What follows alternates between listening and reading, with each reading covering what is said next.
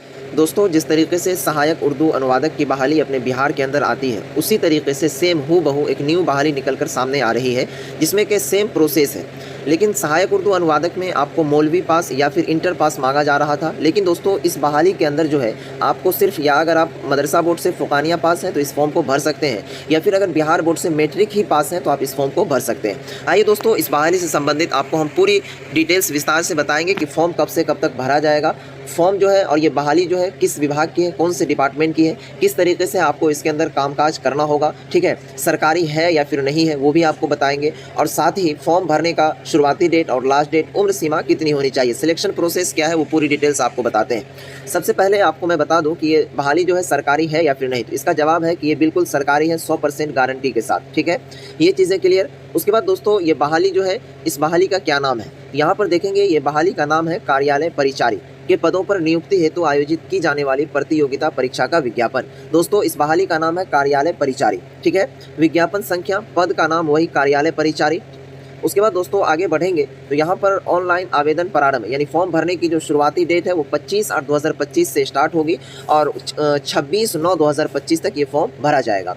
उसके बाद दोस्तों देखिए, इसमें जो वेतन है लेवल 1 के अनुकूल मिलेगा। वेतन लेवल कितना होता है 1, वो भी बताएंगे। और न्यूनतम शैक्षणिक योग्यता, देखिए यहाँ पर ही योग्यता के बारे में बता दिया गया है कि कम से कम आपके पास दसम कहते हैं जो भी संस्कृत बोर्ड से पढ़ते हैं वो स्टूडेंट के लिए, मैट्रिक हो गया बिहार बोर्ड के लिए, अथवा किसी समकक्ष परीक्षा में उत्तीर्ण, तो अथवा किसी समकक्ष में आपका फ़ुक़ानिया आ जाता है तो आप भर सकते हैं। और सबसे अच्छी बात यह है कि इसके अंदर दोस्तों लड़का और लड़की भी फॉर्म भर सकता है और भर सकती है। लड़की के लिए स्पेशल इसके अंदर आरक्षण दिया है 35% का, याद रखिएगा। अब दोस्तों देखिए, यहाँ पर जो है विभागवार, कार्यालयवार, रिक्त पदों की कोटिवार विवरणी निम्न रूपन है।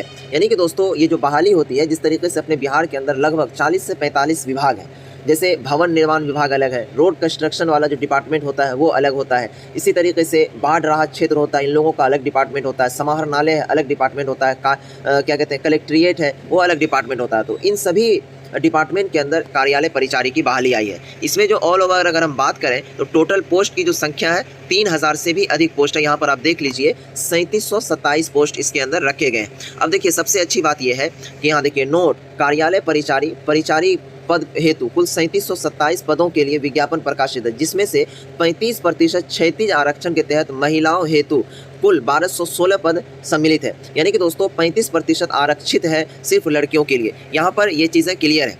उसके बाद दोस्तों आपको मैं बताऊं इसमें उम्र सीमा कितनी होनी चाहिए, ठीक है।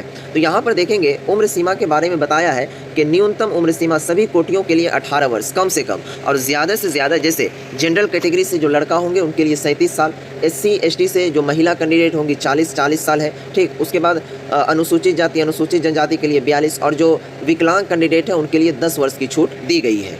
दोस्तों यहाँ पर आपको हम समझाते हैं कि इसके अंदर चयन की प्रक्रिया यानी कि सिलेक्शन प्रोसेस क्या होगा। तो यहाँ देखेंगे, कहता है कि बिहार कर्मचारी चयन आयोग द्वारा परीक्षा संचालन नियमावली 2010 के आलोक में 40,000 से अधिक अगर आवेदन प्राप्त होते हैं तब प्रारंभिक परीक्षा आयोजित की जाएगी। अगर 40,000 से अधिक आवेदन प्राप्त होने पर प्रारंभिक परीक्षा एक से अधिक चरणों में आयोजित की जा सकती है। विभिन्न चरणों में परीक्षा आयोजित किए जाने की स्थिति में परीक्षा परिणाम सामान्यीकरण की प्रक्रिया अपनाते हुए तैयार की जाएगी।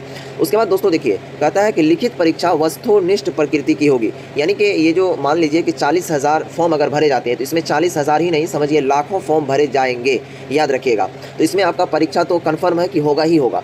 वस्तुनिष्ठ यानी कि दोस्तों आपका जो है ऑब्जेक्टिव बेस ये परीक्षा होगा। ये चीज़ें क्लियर। उसके बाद दोस्तों आपको मैं बताऊं कि इसके अंदर अगर परीक्षा ली जाती है तो उनके बाद फिर जब रिजल्ट आएगा तो उसमें से 5 गुना संख्या के बराबर अभ्यर्थियों का चयन मुख्य परीक्षा के लिए किया जाएगा। मुख्य परीक्षा हेतु तो अलग से विज्ञापन प्रकाशित की जाएगी। यानी कि दोस्तों अगर इसमें 40,000 से अधिक स्टूडेंट शामिल होते हैं और कन्फर्म है कि होगा ही होगा, तो उसमें से 5% लोगों को चयन किया जाएगा। यानी कि आप समझिए कि एक परीक्षा में पास किए, दूसरा में अगर आप जाना चाहते हैं तो उसमें से 5% में से छांटा जाएगा, ठीक है। उसके बाद दोस्तों आपको मुख्य परीक्षा यानी कि मेंस में लिया जाएगा। उसके बाद फिर आपका गणना किया जाएगा इसके अंदर, ठीक है। उसके बाद दोस्तों देखिए, इसमें जो प्रारंभिक परीक्षा में एक पत्र सामान्य ज्ञान का होगा जिसके निम्नांकित विषय होंगे। दोस्तों देखिए, परीक्षा जो ली जाएगी तो इन सभी विषय से, जैसे सामान्य अंक गणित, सामान्य ज्ञान, सामान्य हिंदी, ये सभी से प्रश्न रहेंगे, 100 मार्क के क्वेश्चन यहाँ पर दिए रहेंगे, ठीक है। सभी के लिए 4 उत्तर दिया हुआ रहेगा जिसमें से एक सही होगा, ठीक।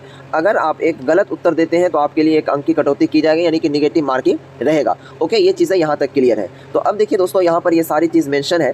अब फॉर्म भरने का जो रुपया वगैरह है वो कितना लगेगा, तो अभी हालिया अनुसार 540 रुपये जनरल कैटेगरी के लिए, उसके बाद जो अनुसूचित जाति जो बिहार के निवासी हैं उसके लिए 135 रुपये, और महिला कैंडिडेट के लिए जो यहाँ पर 135 रुपये, और जो बिहार से बाहर के होंगे उनके लिए 540। लेकिन दोस्तों यहाँ पर अभी जो है बिहार सरकार के ऑफिशियली हैंडल पर एक जारी की गई थी सूचना कि बिहार का कोई भी अगर फॉर्म भरेंगे बच्चे जॉब वाला तो उसमें सिर्फ 100 रुपये लगेगा। तो ये नोटिस जो है वो परसों ही जारी हुआ है, ठीक है।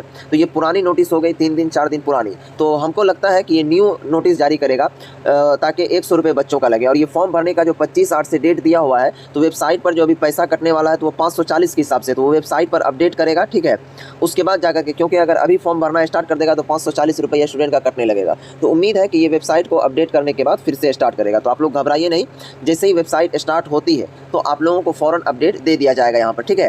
क्योंकि दोस्तों ये जो बहाली है सेम हूबहू उसी तरीके से है, यानी कि मैं बता दूं कि सहायक उर्दू अनुवादक की तरह ही है। अब देखिए इसके अंदर जो है कार्यालय परिचारी में काम क्या करना होता है। जैसे मान लीजिए ये सभी ऑफिशियली वर्क है तो उसमें क्या होता है, कागज़ वगैरह का कामकाज होता है। और कार्यालय परिचारी का अक्सर काम ये होता है कि एक ही डिपार्टमेंट के अंदर कई रूम बने होते हैं, ठीक है, कई विभाग होते हैं। तो इस विभाग से उस विभाग में कोई कागज़ है तो उसको ले जाना, या फिर उस विभाग से किसी भी क्या कहते हैं पदाधिकारी का कुछ ऑर्डर है तो दूसरे पदाधिकारी को बताना, उस तक खबर पहुंचाना, यही सब सारा कामकाज होता है इनका, उसके अलावा और कुछ नहीं, ठीक है। और ये बहाली ज़बरदस्त है। सैलरी भी कम से कम आपका 18 से 20 हज़ार रुपये तो समझिए इस तरीके से होगा। और उसके बाद सारा चीज़ आपका EPF PF वगैरह जोड़ जाकर के समझिए 25 के समथिंग आपका सैलरी चले जाएगा। बहुत अच्छी जॉब है। चैनल को सब्सक्राइब करके रखिए, जैसे ही वेबसाइट अपडेट करती है उसके बाद फिर आपको हम बता देंगे। बस आप लोग डॉक्यूमेंट को तैयार करके रखिए। तब तक के लिए बाय, खुदा हाफिज़।